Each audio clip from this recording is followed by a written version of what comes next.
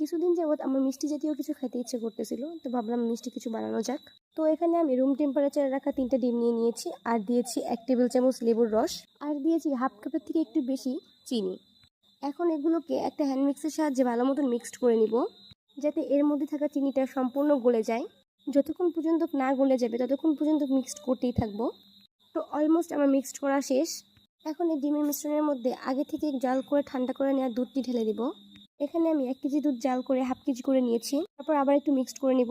এখন আমি একটা কড়াইতে হাফ কাপেরও কম চিনি নিয়ে তার মধ্যে একটু পানি দিয়ে ক্যারামেল তৈরি করে নিব। এই চিনি শিরাটাকে অনবরত নাড়তে থাকবো, নাড়তে নাড়তে একটা সুন্দর কালার চলে আসবে। তো এই তো আমার সুন্দর একটা কালার চলে আসছে। এখন এটা আমি নামিয়ে একটা পাত্রে সেট করে নিব। দেখা যাচ্ছে কত সুন্দর একটা কালার আসছে আর কত সুন্দর সেট হয়ে গেছে।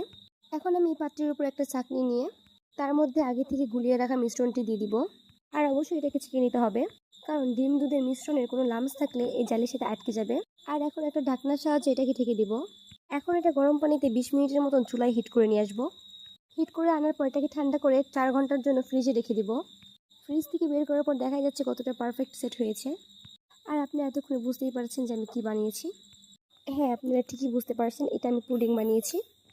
তো দেখা যাচ্ছে কত সুন্দর পারফেক্ট একটা পুডিং হয়েছে। দেখতে যতটা সুন্দর লাগতেছে, খাইতে আরও বেশি মজা। তো কমেন্টে জানাবেন কেমন হয়েছে।